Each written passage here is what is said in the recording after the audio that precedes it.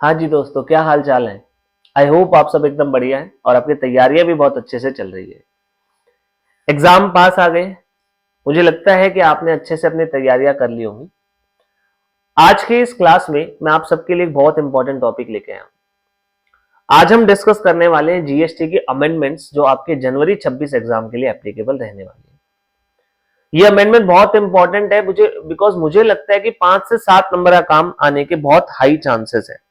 थोड़ी सी अमेंडमेंट है, ज्यादा नहीं है, बहुत सिंपल सी अमेंडमेंट्स है। आप आधे घंटे में इजीली कवर कर सकते हो, आपको बहुत सारा टाइम नहीं देना पड़ेगा। बट ये मान के चलो कि मुझे लगता है 5 से 7 नंबर का काम इसमें से जरूर आने वाला है इस बार के एग्जाम में। तो चलिए हमारी अमेंडमेंट्स रिवाइज करते हैं, समराइज करते हैं कि क्या क्या चीजें जो है हमें चेंजेस के तौर पर याद रखनी है जनवरी 26 के एग्जाम के लिए। सबसे पहले आप ये पीडीएफ फाइल डाउनलोड कर लीजिएगा, नीचे डिस्क्रिप्शन में इसका लिंक है, आप ये फाइल डाउनलोड कर लीजिएगा, इसका प्रिंट कर लीजिएगा, या इवन आप अपने मोबाइल में या जिस भी गैजेट में आप क्लासेस देख रहे हो वहां पे भी आप इसका यूज करके रीड कर सकते हो। तो चलो आज ये हमारी क्लास स्टार्ट करते हैं। Topic wise chapter wise amendments को डिस्कस करते हैं। सबसे पहला टॉपिक है हमारा चार्ज ऑफ जीएसटी। जो हमारा ये टॉपिक है इसमें दो मेन टॉपिक है। अगर आपको ध्यान हो तो दो मेन कॉन्सेप्ट आपने पढ़े होंगे। नंबर 1, आरसीएम की एक लिस्ट है, एक लिस्ट दी गई है सर्विसेज की जहां पे रिवर्स चार्ज लगता है। मतलब ये कि यहाँ पे जो सर्विस प्रोवाइडर है वो टैक्सेस ना देके सर्विस रेसिपिएंट को टैक्स देना होता है। सर यही आरसीएम था। दूसरा मुद्दा आपने इस चैप्टर में कंपोजिशन स्कीम का पढ़ा होगा, जहां पे बताया गया कि एक सिंप्लीफाइड स्कीम है, टैक्स पेयर्स ऑप्ट कर सकते हैं। सेक्शन 9 और 10 ये दो टॉपिक जो है हमने इस चैप्टर में पढ़े थे। अब यहां पे जो आरसीएम की लिस्ट थी उसके रिगार्डिंग 2-3 सिग्निफिकेंट अमेंडमेंट्स हैं जो हमें ध्यान रखनी है। नंबर 1, पहला पॉइंट, आपको ध्यान हो तो आपने एक एंट्री पढ़ी थी कि स्पॉन्सरशिप की सर्विस जब भी कोई व्यक्ति देता है, any person providing sponsorship service, sir recipient कौन होना चाहिए था? रेसिपिएंट या तो बॉडी कॉर्पोरेट है, पार्टनरशिप फर्म। मान लो मैंने स्पॉन्सरशिप की सर्विस दे दी एबीसी प्राइवेट लिमिटेड को, मैं देने वाला इंडिविजुअल हूं, सर्विसेज लेने वाली एक बॉडी कॉर्पोरेट है, तो ऐसे केसेस में आरसीएम लग जाएगा एंड टैक्सेस मुझे नहीं सर्विस रेसिपिएंट को पे करने हैं। यस, ये अमेंडमेंट थी, सॉरी ये एंट्री थी जो आपने पढ़ी। अब इसमें अमेंडमेंट क्या है? गवर्नमेंट ने ये कहा कि भाई अब से क्या होगा, जो स्पॉन्सरशिप सर्विस देने वाला व्यक्ति है, प्रोवाइडर सर्विस देने वाला व्यक्ति should be other than body corporate and recipient should be body corporate और पार्टनरशिप फर्म, तो ही आरसीएम लगेगा इस क्लॉज में, अदरवाइज आरसीएम एप्लीकेबल नहीं होगा। तो अब सिचुएशन ये है, ध्यान से समझो इसे। मान लो एक एबीसी प्राइवेट लिमिटेड है, उन्होंने sponsorship service the, this is my provider and my recipient is XYZ private limited. इस बार सर्विस देने वाला भी बॉडी कॉर्पोरेट है, सर्विस लेने वाला भी बॉडी कॉर्पोरेट है एंड नेचर ऑफ सर्विस है स्पॉन्सरशिप सर्विस, तो यहां पे आरसीएम एप्लीकेबल नहीं होगा। अमेंडमेंट से पहले था, अब एप्लीकेबल नहीं होगा बिकॉज अब कहा गया कि provider should be other than body corporate. मतलब सर अगर यहां पे एबीसी प्राइवेट लिमिटेड की बजाय सर्विस देने वाला मिस्टर ए होता और फिर वो सर्विस स्पॉन्सरशिप की XYZ प्राइवेट लिमिटेड को देता तो आरसीएम लग जाता, लेकिन अब सिंस यहां प्रोवाइडर एक बॉडी कॉर्पोरेट है तो आरसीएम नहीं लगेगा। अमेंडमेंट यही कहती है कि बॉडी कॉर्पोरेट होना, अगर बॉडी कॉर्पोरेट होगा प्रोवाइडर तो आरसीएम नहीं लगेगा। Person providing the services in the nature of sponsorship should be other than body corporate. बहुत इंपॉर्टेंट अमेंडमेंट है। क्वेश्चन में कैसे फ्रेम की जाएगी सर? क्वेश्चन आपको बताएगा नहीं, चुपके से क्या करेगा, क्वेश्चन में लिख देगा service provider is ABC private limited. अब बच्चों के माइंड में आएगा नहीं, कहेगा स्पॉन्सरशिप सर्विस है, लेने वाली बॉडी कॉर्पोरेट है, लगाओ आरसीएम। लेकिन ध्यान रखना, अगर आपके क्वेश्चन में प्रोवाइडर एबीसी प्राइवेट लिमिटेड है, इसका मतलब वो कंपनी है सर, कंपनी है तो क्या हो गया, बॉडी कॉर्पोरेट, और हेंस आरसीएम नहीं लगेगा। ये पहली अमेंडमेंट है, बहुत सिग्निफिकेंट है, बहुत इंपॉर्टेंट है।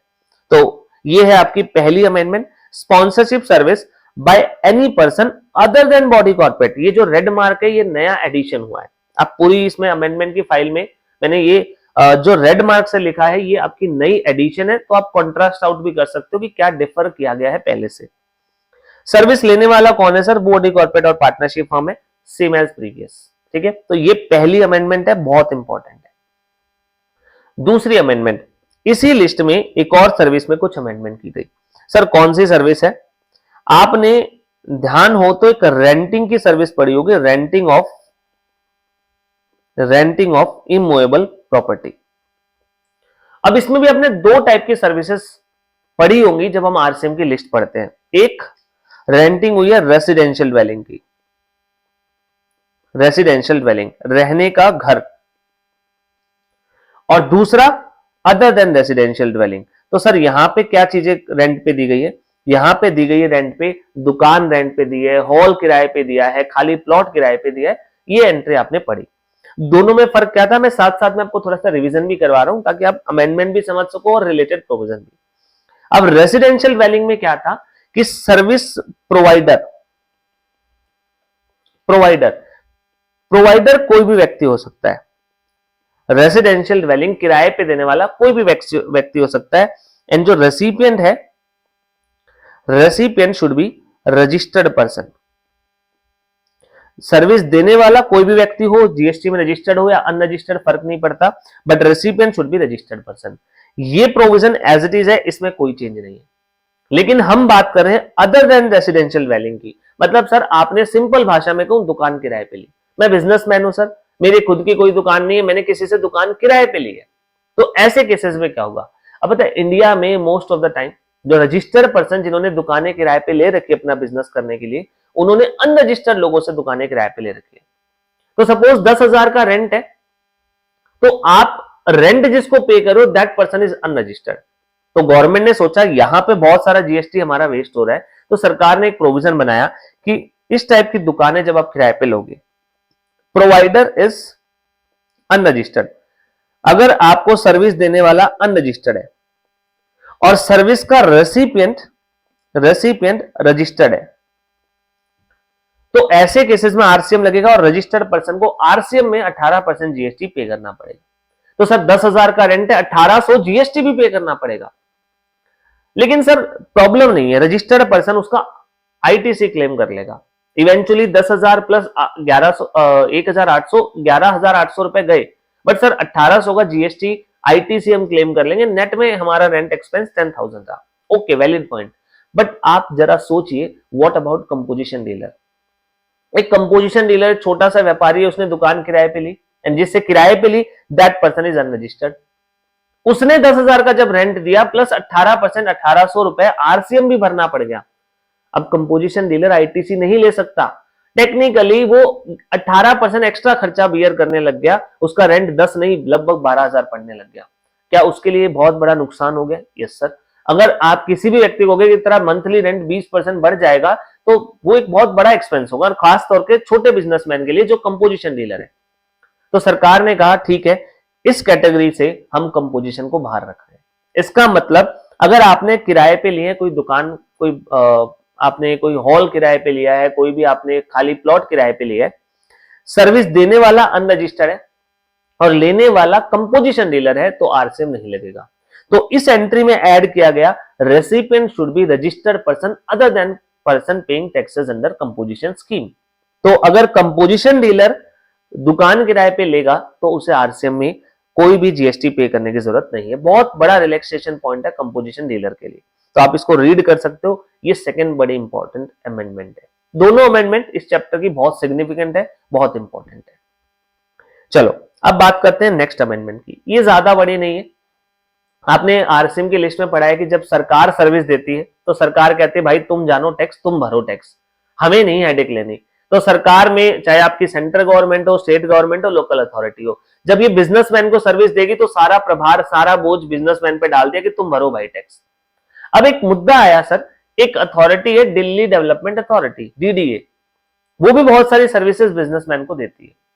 तो क्या सर ये डीडीए लोकल अथॉरिटी है? क्या इसे लोकल अथॉरिटी मान के ये मान लिया जाए कि बिजनेसमैन टैक्स भरे? तो गवर्नमेंट ने क्लैरिफाई किया है, नहीं भाई नहीं, डीडीए लोकल अथॉरिटी नहीं है।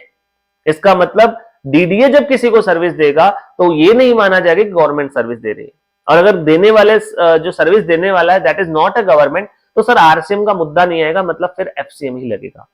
तो जहां जहां डीडीए सर्विस देगा वहां आरसीएम नहीं लगेगा, because DDA is not a local authority. ये क्लैरिफिकेशन डाला गया।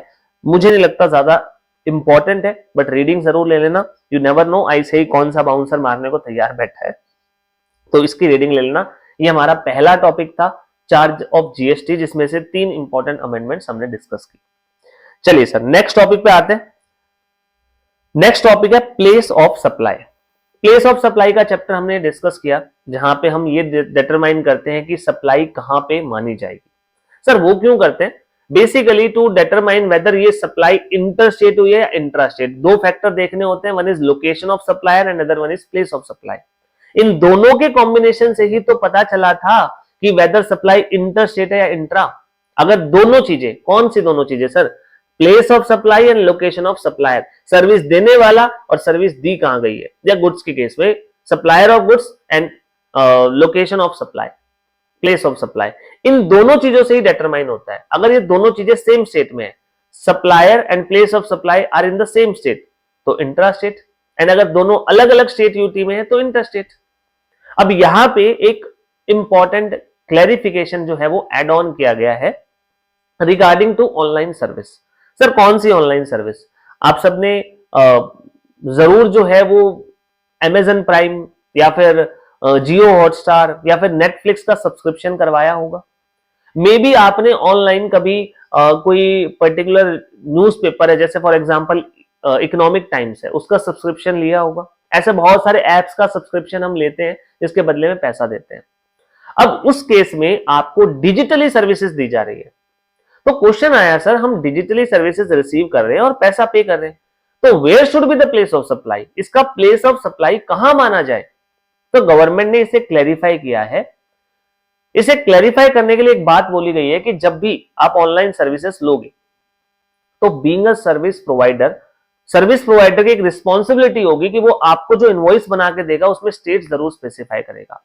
तो आप जब भी इनरोल करोगे ऐसी किसी भी ऑनलाइन सर्विस के लिए तो आपसे स्टेट जरूर पूछा जाएगा, सो दैट आपके लिए इनवॉइस बनाते टाइम वो आपका स्टेट वहां पे एंटर कर सके। एंड ये क्लैरिफाई किया गया कि that state should be place of supply. For example मान लीजिए मैं महाराष्ट्र से हूं और महाराष्ट्र में मैंने बैठ के महाराष्ट्र के जो है एड्रेस से मैंने जो है लेट से नेटफ्लिक्स का रिचार्ज कर लिया। अब नेटफ्लिक्स का जब रिचार्ज करूंगा तो मेरा स्टेट जरूर पूछा जाएगा, तो मैंने बता दिया कि मैं महाराष्ट्र से हूं। तो ऐसे केसेस में प्लेस ऑफ सप्लाई महाराष्ट्र ही माना जाएगा, बिकॉज वो ही वहां पे इनवॉइस पे रिकॉर्ड भी किया जाएगा। ये similar provision already online money gaming के लिए थे। जब हम मान लीजिए फॉर एग्जांपल मैंने ड्रीम 11 पे टीम बनाई, वहां भी सेम केस था। ड्रीम 11 मेरे को सर्विसेज दे रही है, ऑनलाइन गेम खिलवा रही है, तो वहां पे भी ड्रीम 11 मुझे जो सर्विसेज दी गई उसके नाम का जो इनवॉइस बनाएगी उस पे स्टेट स्पेसिफाई करना ड्रीम 11 के लिए मैंडेटरी था। तो इनवॉइस पे वो स्टेट होगा और उस स्टेट को ही प्लेस ऑफ सप्लाई माना जाएगा। सिमिलर प्रोविजन है अगर आप ई कॉमर्स ऑपरेटर के थ्रू कोई सर्विसेज लेते हो, लाइक मान लीजिए आपने मेक माई ट्रिप पे कोई होटल बुक किया है, तो वहां पे भी आपका स्टेट देखा जाएगा। इनवॉइस पे जो आपका स्टेट डलेगा that will be the place of supply. Similar way में OIDAR सर्विसेज में भी आपका स्टेट मेंशन करना जरूरी है। इन केसेस में ऑलरेडी ये स्पेसिफाई करना जरूरी था, मैंडेटरी था नेम ऑफ स्टेट, और उसी को प्लेस ऑफ सप्लाई माना जाएगा। सेम प्रोविजन अब अदर ऑनलाइन सर्विसेज के लिए भी स्पेसिफाई कर दिया गया है। ठीक है, तो इसमें अदर ऑनलाइन सर्विसेज में आपने कोई न्यूज़पेपर लिया है, मैगजीन लिया है, किसी OTT प्लेटफॉर्म को सब्सक्राइब किया है, ये सब कवर अप किए जाते हैं। तो ये सेकेंड अमेंडमेंट थी। क्रक्स में ये याद रख लेना, नेटफ्लिक्स हॉटस्टार जो भी आप सब्सक्रिप्शन लेते हो इनका प्लेस ऑफ सप्लाई कहां माना जाएगा? जो इनवॉइस पे स्टेट रिकॉर्ड हुआ है। इनवॉइस पे कौन सा स्टेट रिकॉर्ड होगा तो वो सप्लायर आपसे कंफर्म करते हैं कि कौन से स्टेट में हो आप, तो उसके अकॉर्डिंग ही वो इनवॉइस पे भी स्पेसिफाई कर देते हैं। तो ये हमारा सेकंड प्रोविजन था। नेक्स्ट एग्जम्पशन का जो टॉपिक है, यहां से भी हमारी जो है एक दो अमेंडमेंट्स कवर की गई है। ज्यादा सिग्निफिकेंट नहीं बोलूंगा but still part of amendments है, तो सारी अच्छे से देख के जानी है, क्योंकि एग्जाम में कहीं से कुछ भी आ सकता है। रिस्क नहीं लेना है, हमें जनवरी में बहुत अच्छे से तैयारियां करके पेपर देने, सर पास करके निकलना है। इफ बट वाली सिचुएशन ही नहीं रखनी, हमें पेपर ऐसे देने हैं कि पेपर के बाद हमें पता हो कि यस सर हो गया, नहीं पास फेल नहीं, पास हो गई, ये कंफर्म होना चाहिए। चलो, तो हमारा next topic exemption from GST. इसमें हमने बहुत सारी सर्विसेज पढ़ी थी कि कौन कौन सी सर्विसेज है जिसपे सरकार टैक्स नहीं लगाती।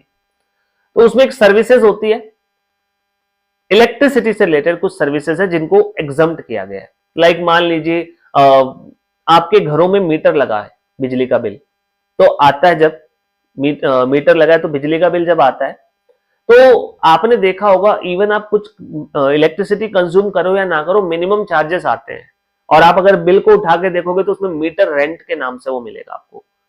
मीटर के चार्जेस होते हैं सर, मीटर का रेंट होता है। ये मीटर का रेंट आपसे इलेक्ट्रिसिटी कंपनी वसूल करती है, सर्विसेज दे रही है काइंड ऑफ, आपको इक्विपमेंट रेंट पे दे रखे हैं। सिमिलर वे में मान लीजिए आपका बिल गुम हो गया, आप डुप्लीकेट बिल निकलवाने जाते हो। मान लीजिए आपके कोई इलेक्ट्रिसिटी में फॉल्ट हो गया, आपने कोई कंप्लेंट डाली जिसके बाद आपसे कुछ चार्जेस लिए गए। मान लीजिए आप घर कंस्ट्रक्ट कर रहे हो तो टेम्परेरी आपको अपना मीटर शिफ्ट करवाना है, पूरा घर तोड़ा है तो मीटर एक बार आप बाहर शिफ्ट करवा रहे हो, वापस लगवा रहे हो।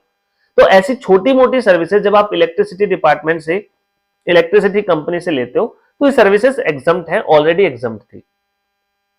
ये सारी चीजें पहले से एग्जम्प्ट थी। मीटर टेस्टिंग की सर्विस, ये वाली service, metering equipment on rent, testing for meter transformer capacitors, releasing new electricity connection, shifting of meter और सर्विस लाइन, और इशूइंग डुप्लीकेट बिल। ऐसी सारी, देखो इलेक्ट्रिसिटी एग्जम्प्ट है इंडिया में, इलेक्ट्रिसिटी के ऊपर जीएसटी या अदर टैक्सेस नहीं लगते, तो इलेक्ट्रिसिटी से इंसिडेंटल सर्विसेज भी एग्जम्प्ट की गई थी।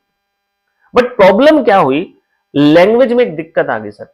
लैंग्वेज में गवर्नमेंट ने क्या लिख दिया कि ऐसी सारी सर्विसेज एग्जम्प्ट होंगी अगर सप्लाई करने वाली जो कंपनी है, सप्लाई करने वाली जो कंपनी है वो ट्रांसमिशन एंड डिस्ट्रीब्यूशन यूटिलिटी है।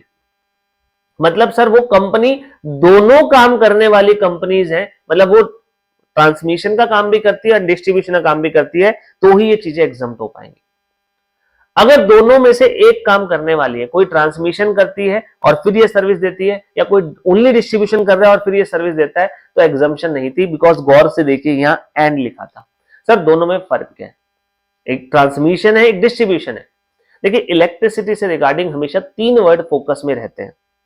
जब हम इलेक्ट्रिसिटी सेक्टर की बात करते हैं तो 3 वर्ड के ऊपर हमारा फोकस रहता है। फर्स्ट इज जनरेशन कंपनीज, जो बिजली बनाती है। Number 2 is transmission companies and number 3 is distribution company. ध्यान से सुनना बड़ा, ये बहुत ही इंपॉर्टेंट तीनों वर्ड हैं जो बार बार कई जगह पे यूज होते हैं। Generation company, transmission company and distribution company. Generation company as the name suggest, ये बिजली बनाती है, इलेक्ट्रिसिटी प्रोड्यूस करती है, चाहे वो विंड एनर्जी से करे, चाहे वो थर्मल एनर्जी से करे, चाहे वो न्यूक्लियर एनर्जी से करे, चाहे हाइड्रोजन से करे, जैसे भी करे, ये वो कंपनी है जो बिजली बनाती है। अब इलेक्ट्रिसिटी ऐसा तो है नहीं कि सर हमारे मोहल्ले में भी बनती है, यहां भी बनती है, वहां भी, ये दूर के एरियाज में बनती है, आउटर एरियाज में बनती है।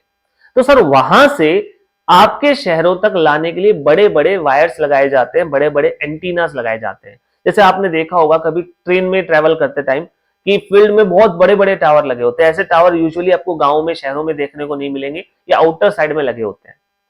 वो होता है ट्रांसमिशन का काम। ट्रांसमिशन का काम मतलब जहां पे बिजली बन रही है वहां से कंजम्पशन के एरिया तक उसे पहुंचाना होता है। एंड जब वो पहुंच जाती है तो ऐसा नहीं सर वो बड़े बड़े खंभों से सीधे आपके घरों में कनेक्शन पहुंच गया।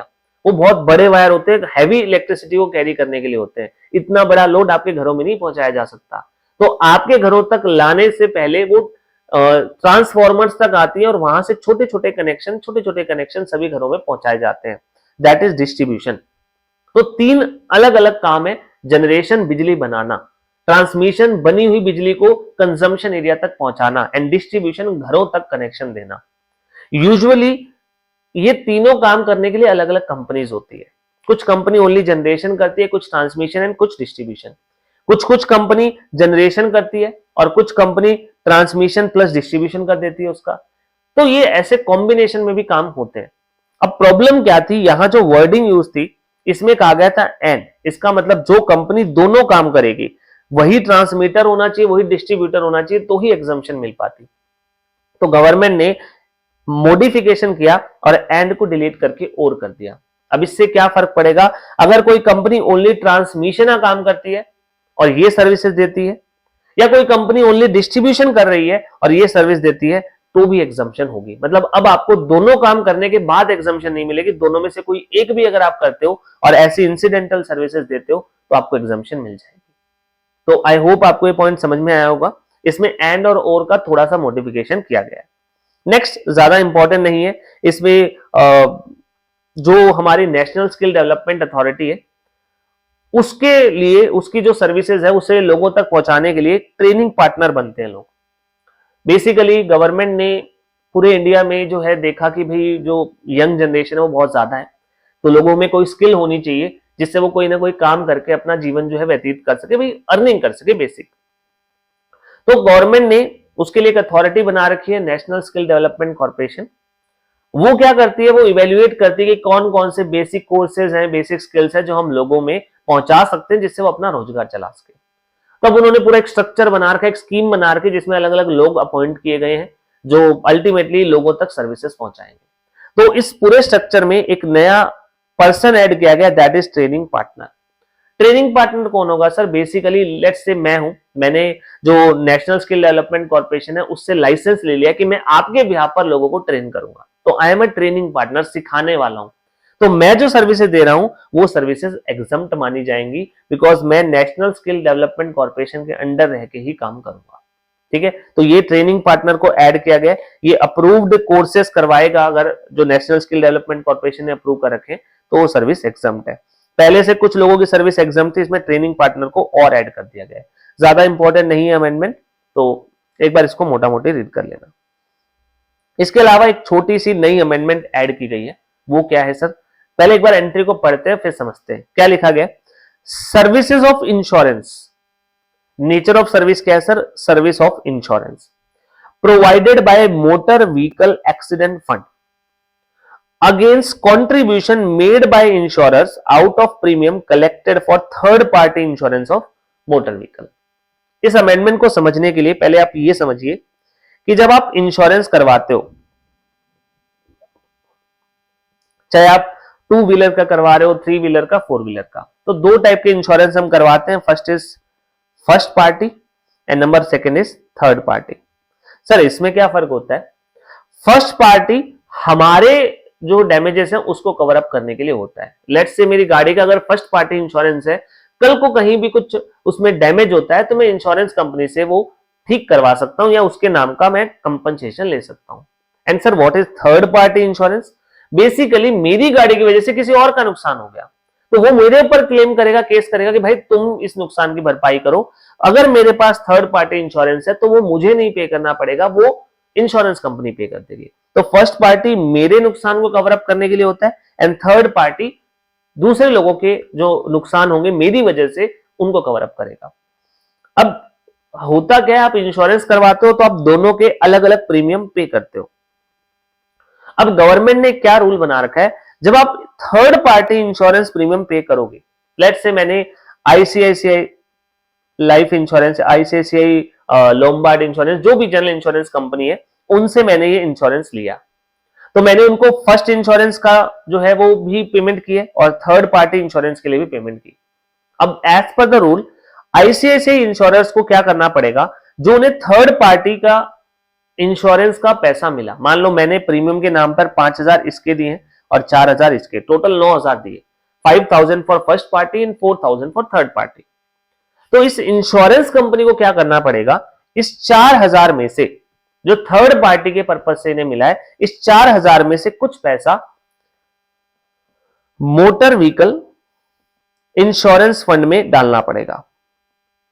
सर ये क्या है? ये बेसिकली एक सरकारी फंड है, गवर्नमेंट ने बनाया है कुछ ऐसे केसेस के लिए, जैसे फॉर एग्जांपल कई बार हिट एंड रन के केस होते हैं, कोई व्यक्ति रैश ड्राइविंग कर रहा था, किसी को ठोका और भाग गया वहां से, तो ऐसे केसेस में जिस व्यक्ति का एक्सीडेंट हुआ है उसे हो सकता है बहुत ज्यादा इंजरी हुई हो, उसका बहुत ज्यादा नुकसान हो जाए उस केस में, तो सरकार ने ये फंड बना रखा है ऐसे ही लोगों की हेल्प करने के लिए। तो बेसिकली इंश्योरेंस कंपनीज को क्या करना होता है, इसमें पैसा डालना होता है, सारा नहीं डालना होता, इस 4,000 में से थोड़ा सा पोर्शन एज में बी स्पेसिफाइड बाय गवर्नमेंट उन्हें इसमें कंट्रीब्यूट करना होता है एनुअली। तो बेसिकली हमारा जो थर्ड पार्टी का इंश्योरेंस होता है उसका कुछ पैसा हमेशा इस फंड में जाता है जिससे उन लोगों की हेल्प होती है। तो काइंड ऑफ ये एक motor vehicle insurance fund service दे रहा है जिसके बदले में ये यहां से प्रीमियम भी रिसीव कर रहा है। तो गवर्नमेंट ने कहा ये जो प्रीमियम है ये तो हमारी ही संस्था है जो गरीब लोगों की या जो जिनके साथ गलत है उनकी हेल्प कर रही है, तो बेसिकली इस प्रीमियम पोर्शन पे जो इनको मिलेगा उस पे हम जीएसटी एग्जम्प्ट कर रहे हैं। अब ध्यान से पढ़ो, आपको इस एंट्री का मतलब समझ में आएगा। सर्विस ऑफ इंश्योरेंस, ये जो आपका फंड है मोटर व्हीकल इंश्योरेंस फंड या मोटर व्हीकल एक्सीडेंट फंड, ये आपको इंश्योरेंस की सर्विस दे रहा है। और ये इंश्योरेंस के लिए इन्हें प्रीमियम कहां से मिला? Premium collected for third party insurance, इसी में से थोड़ा सा हिस्सा मिला। तो ये सर्विस भी यहां पे एग्जम्प्ट कर दी गई है। तो ये एक नई अमेंडमेंट है, इंपॉर्टेंट है, ठीक है, इसको अच्छे से समझ लो, एग्जाम में इसके बारे में भी क्वेश्चन पूछा जा सकता है। चलिए नेक्स्ट लास्ट अमेंडमेंट जो हमारी इस चैप्टर से कवर की गई है, अगेन एक क्लैरिफिकेशन है। क्लैरिफिकेशन किस चीज के लिए है sir? Municipal corporation of Delhi. Municipal corporation of Delhi basically local authority है। अब लोकल अथॉरिटी को सर भारत का संविधान कुछ कर्तव्य देता है कि आपको बेसिक क्लीनिंग की, वाटर की, सैनिटेशन की सर्विसेज देनी होती है। आपने एग्जामिनेशन वाले चैप्टर में पढ़ा होगा लोकल अथॉरिटी या कोई भी म्युनिसिपैलिटी जब वो काम करती है जो उसे संविधान के अकॉर्डिंग करना है, तो वो उसका जो काम करना है, वो जो भी एक्ट वो करेगी, वो सारा का सारा out of scope of supply है। एग्जाम्पशन नहीं कह रहा मैं, आउट ऑफ स्कोप है, शेड्यूल 3 में डाला गया है। इवन अगर यही काम म्युनिसिपैलिटी या लोकल अथॉरिटी खुद ना करके किसी सरकारी डिपार्टमेंट से या किसी प्राइवेट पर्सन से करवाती है तो भी एग्जम्प्ट है। इसका मतलब पानी पहुंचाने की सर्विस, सैनिटेशन की सर्विस म्युनिसिपैलिटी का एक बेसिक रोल है एज पर कॉन्स्टिट्यूशन। खुद कर रहे हैं, आउट ऑफ स्कोप, सप्लाई की ही परिभाषा से बाहर किया गया शेड्यूल 3 में। अगर खुद नहीं कर रहे हैं सर, किसी और से करवा रहे हैं, किसी प्राइवेट प्लेयर से या किसी गवर्नमेंटल अथॉरिटी से, तो एग्जम्प्ट है। अब क्वेश्चन आया सर, ये म्युनिसिपल कॉर्पोरेशन ऑफ दिल्ली पानी पहुंचाने का काम तो खुद कर देते हैं लोगों घरों में, लेकिन खुद की ओवरऑल मैनेजमेंट के लिए, खुद की ओवरऑल जो है मेंटेनेंस के लिए, फॉर एग्जांपल एमसीडी का जो एक ऑफिस होगा उसके अपकीप के लिए, उनकी जो बिल्डिंग है उसकी रिपेयर मेंटेनेंस के लिए उन्हें खुद को 100 लोगों से सर्विस लेनी होती है। तो क्या सर ये सर्विस भी वही मानी जाएगी और एग्जम्प्ट कर दी जाएगी? तो क्लैरिफाई किया गया है कि भाई एमसीडी जो पब्लिक अथॉरिटी के तौर पर सर्विसेज देती है, जो कॉन्स्टिट्यूशन के हिसाब से देना है, that portion is only exempt. जब ये खुद किसी और से ओवरऑल मेंटेनेंस की सर्विसेज ले रहे हैं तो वो अपने अपकीप के लिए, अपनी एडमिनिस्ट्रेशन के लिए है, ना कि लोगों को बेसिक फैसिलिटी देने के लिए। तो ऐसी सर्विसेज एग्जम्प्ट नहीं होगी, ये यहाँ पे क्लैरिफाई किया गया है। तो अपने खुद के ऑफिस के अपकीप के लिए अगर कोई सर्विसेज ले रहे हैं, दैट इज नॉट एग्जम्प्ट। लोगों को पानी पहुंचाना है, सैनिटेशन देना है, उन सब के लिए कोई सर्विसेज ले रहे हैं, दैट पोर्शन इज एग्जम्प्ट। तो ये क्लैरिफिकेशन है, अगेन ज्यादा इंपॉर्टेंट नहीं है। तो अमेंडमेंट के तौर पर सबसे ज्यादा इंपॉर्टेंट यहाँ पे आपकी जो पहली अमेंडमेंट थी, यहाँ पे जो मीटरिंग कनेक्शन वाली थी, ये थोड़ी सी ठीक ठाक है, या फिर आपकी ये जो इंश्योरेंस वाली है, ये इसकी मोस्ट इंपॉर्टेंट है, ठीक है। तो ये एग्जम्पशन वाला टॉपिक था। इसके बाद बहुत छोटी छोटी एग्जम्पशंस कवर की गई है, सॉरी अमेंडमेंट्स कवर की गई है। लाइक आईटीसी के चैप्टर में एक छोटी सी अमेंडमेंट है, आपको अगर ध्यान हो तो हम सेक्शन 16 पढ़ते हैं। सेक्शन 16 बताता है कि कुछ कंडीशंस है सर जो हमें फुलफिल करनी होती है आईटीसी क्लेम करने से पहले। तो एक कंडीशन है वहां पे कि goods and services must be received, goods and service receive हो जाने चाहिए तो ही आप आईटीसी क्लेम कर सकते हो। अगर सर रिसीव नहीं हुए हैं तो आईटीसी क्लेम नहीं कर सकते। अब लोगों के माइंड में एक बहुत बड़ा कंफ्यूजन था जो काफी सालों से था। ये अमेंडमेंट मेरे हिसाब से बहुत पहले आनी चाहिए थी, बट बहुत लेट आई है, लेकिन चलो खैर बहुत जरूरी अमेंडमेंट आई। क्या मुद्दा है सर? मान लीजिए मैंने कहीं से गुड्स परचेज किए 27 अक्टूबर को, मैंने सप्लायर से जाके गुड्स परचेज कर लिए, मेरा ट्रक वहां भेज दिया और माल ट्रक में लोड हो गया 27 अक्टूबर को। मैंने सप्लायर को पेमेंट भी कर दी, सप्लायर ने मेरे नाम पे बिल भी बना दिया। अब माल निकला, लेट से मैंने गुड्स परचेज किए दिल्ली से और मेरी फैक्ट्री है आसाम में। अब माल चला सर 27 अक्टूबर को, आते आते आसाम में तारीख हो गई 5 नवंबर। फाइनली मेरी फैक्ट्री में माल पहुंचा 5 नवंबर। 27 नवंबर अक्टूबर को मैंने गुड्स खरीद लिए थे, मेरे ट्रक में लोड भी करवा लिया था और ट्रक वहां से निकल भी गया था, एंड इवेंचुअली मेरी फैक्ट्री प्रीमाइसेस में वो 5 नवंबर को पहुंचा। परचेज सर दिल्ली से हुआ था और ये असम में हमारी फैक्ट्री में 5 नवंबर को पहुंचा। अब क्वेश्चन आया सर, गुड्स रिसीव होंगे तो आईटीसी क्लेम कर सकते हैं, but what is the point at which we will deem it as receipt of good? कब गुड्स की रिसीट माना जाएगा? क्या इसे 27 अक्टूबर को रिसीट माने सर, या फिर 5 नवंबर? तो क्लैरिफाई किया गया। पहले लोगों को लगता था सर एक्चुअल रिसीट 5 नवंबर को, ये तो 5 नवंबर को ही हम इसका आईटीसी क्लेम कर पाएंगे, that is in the month of November. But अब गवर्नमेंट ने क्लैरिफाई किया है कि सर रिसीट का मतलब होता है आपके हाथ में रिस्क कब आ गया। जब हमने सप्लायर से माल 27 अक्टूबर को ले लिया तो डिलीवरी तो सर वहीं पे पूरी हो गई, as per cell of goods act जब उसका रिवॉर्ड एंड रिस्क ट्रांसफर हो गया तो डिलीवरी पूरी हो चुकी है। तो डिलीवरी तो सर 27 अक्टूबर को पूरी हो गई, तो इसका मतलब 27 को ही आपको माल मिल गया था, तो आप इसका अक्टूबर मंथ में आईटीसी क्लेम कर सकते हो। आप अक्टूबर मंथ में ही आईटीसी क्लेम कर सकते हो, नवंबर तक फैक्ट्री में माल पहुंचने की वेट करने की जरूरत नहीं है। तो आपको ये देखना रिस्क एंड रिवॉर्ड कहां पे ट्रांसफर हो रहा है। लेट्स से हमारा कॉन्ट्रैक्ट सप्लायर के साथ ये था कि सप्लायर की रिस्पॉन्सिबिलिटी बनती है कि वो शाम तक माल पहुंचाए। ऐसे केसेस में 27 को माल चला लेकिन पहुंचा 5 नवंबर को, रास्ते में अगर कुछ हो जाए तो नुकसान किसका? आपको सर सप्लायर का, क्योंकि उसका रिस्पॉन्सिबिलिटी थी माल पहुंचाने की। यस, तो ऐसे केसेस में रिस्क एंड रिवॉर्ड 5 नवंबर को ट्रांसफर हो रहा है, यानी डिलीवरी भी 5 को हो रही है, तो ऐसे केसेस में नवंबर में रिसीट मानी जाएगी। तो ये देखना जरूरी है कि रिस्क एंड रिवॉर्ड किस पॉइंट पे ट्रांसफर हो रहे हैं, उसी पॉइंट पे हम ये मान लेंगे कि हाँ सर डिलीवरी पूरी हो गई एंड हेंस उसके अकॉर्डिंग आप आईटीसी क्लेम कर सकते हो। तो ये पूरा क्लैरिफाई किया गया है यहाँ पे, आप इसको रीड कर लेना, मैंने आपको पूरा पॉइंट यहाँ पे बता दिया है समराइज्ड वे में क्या बताना है, ठीक है। तो यहाँ पे the registered person can be consider to have received said good at the time of such handling over of the goods. Handling over पे ही मान लिया जाएगा, प्रोवाइडेड यहाँ पे रिस्क एंड रिवॉर्ड ट्रांसफर हो गए, ठीक है। आप इसको पूरा पढ़ोगे तो आपको पूरा पॉइंट अच्छे से लिखने के लिए भी कंटेंट मिल जाएगा। ये इंपॉर्टेंट अमेंडमेंट है, एग्जाम में पूछी जा सकती है। उसके बाद 2-3 छोटी छोटी अमेंडमेंट्स है, लाइक टैक्स इनवॉइसेस में हमें सेल्फ इनवॉइसिंग करनी होती है। सर सेल्फ इनवॉइसिंग कब करनी है? जब हम आरसीएम पे कोई भी goods and services, RCM basis पे जब हम कोई गुड्स एंड सर्विसेज जो है वो परचेज करते हैं और सामने वाला व्यक्ति अनरजिस्टर्ड है, तो ऐसे केसेस में वो तो हमें बिल बना के नहीं देगा, हमें खुद इनवॉइसिंग करनी होती है। तो उस सेल्फ इनवॉइसिंग का टाइम जो है पहले लिखा गया था एज मे बी प्रिस्क्राइब्ड, तो अब वो प्रिस्क्राइब किया गया है कि आपको गुड्स या सर्विस रिसीव होने के 30 दिनों के अंदर अंदर वो इनवॉइस बनाना पड़ेगा। इनवॉइसिंग 30 डेज के अंदर हो जानी चाहिए, ऐसा क्लैरिफाई किया गया है। छोटी सी अमेंडमेंट है, बट अगेन एमसीक्यू में पूछी जा सकती है कि कितने दिनों में आपको इसका जो है इनवॉइस बना देना चाहिए। नेक्स्ट ईवे बिल के रिगार्डिंग एक अमेंडमेंट है, वहां पे अनरजिस्टर्ड लोग भी ईवे बिल जनरेट कर सकते हैं।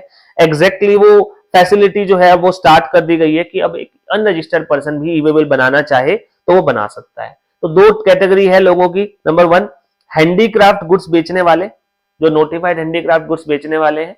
आपने पढ़ा होगा सेक्शन जो 24 है वो कहता है कि इंटर स्टेट सप्लाई करने वाले के लिए मैंडेटरी है जीएसटी रजिस्ट्रेशन, लेकिन अगर वो हैंडीक्राफ्ट गुड्स बेचते हैं, स्पेसिफाइड नोटिफाइड हैंडीक्राफ्ट गुड्स, तो रजिस्ट्रेशन मैंडेटरी नहीं है। बट ऐसे लोगों के लिए ईवे बिल जनरेट करना मैंडेटरी है जब वो मूवमेंट करेंगे गुड्स की। तो यहाँ पे बताया गया irrespective of the value of consignment इन्हें जनरेट करना होता था, तो अब इनके लिए ये जनरेशन पॉसिबल हो सकता है, ये यूनिक इनरोलमेंट नंबर के थ्रू ऐसा कर सकते हैं। या कभी कोई अनरजिस्टर्ड पर्सन चाहे कि वो ईवे बिल बना ले तो वो भी कर सकता है अपने यूनिक इनरोलमेंट नंबर के थ्रू। तो ये बेसिकली एक फंक्शनैलिटी दी गई है कि अब आप अपना ईवे बिल जनरेट कर सकते हो। एंड लास्ट अमेंडमेंट है जीएसटीआर 7 के रिगार्डिंग। जीएसटीआर 7 आपकी जो है वो टीडीएस की रिटर्न होती है, जिसके लिए क्लैरिफाई किया गया है। लोगों को लगता रहा मंथली बेसिस पे भरनी है, लेकिन उसी महीने में भरनी है जब टीडीएस आपने डिडक्ट किया। तो यहाँ पे क्लैरिफाई किया गया है भाई आपने टीडीएस डिडक्ट किया हो या ना किया हो, आपको ये मंथली बेसिस पे 10 या 10 से पहले भरनी पड़ेगी। मतलब जैसे बाकी सारी रिटर्न होती है सर, अगर ट्रांजेक्शन नहीं भी है तो नील की रिटर्न फाइल कर दो, बट फाइलिंग करना मैंडेटरी। तो ये क्लैरिफिकेशन यहाँ पे दिया गया है, अगेन ज्यादा इंपॉर्टेंट अमेंडमेंट नहीं है। तो ये जीएसटी की आपकी सिग्निफिकेंट अमेंडमेंट्स थी। सारी की सारी अमेंडमेंट जो आईसीएआई ने बताई है मैंने आपकी सारी कवर अप कर दी है। अच्छे से इस वीडियो को चाहे एक बार और देख लेना, लेकिन कोई भी कमी नहीं रहनी चाहिए, बिकॉज मुझे लगता है हाई चांसेस है 5 से 7 नंबर का काम यहाँ से आराम से पूछा जा सकता है, जो बहुत ज्यादा हो जाता है। अगर आप ओवरऑल कंटेंट देखो 6 पेज की टोटल फाइल है सर। अच्छे से अपनी तैयारियां करते रहिए। कोई भी डाउट है तो आप कमेंट सेक्शन में पूछ सकते हो। कोई भी टॉपिक है जीएसटी में जो आपको लगता है कि सर ये टॉपिक हमें कवर अप करवा दीजिए, तो वो भी हम क्लास में डिस्कस कर सकते हैं। प्लीज कमेंट सेक्शन में आप वो बता सकते हो। चलिए आज के लिए इतना ही, मिलते हैं नेक्स्ट क्लास में।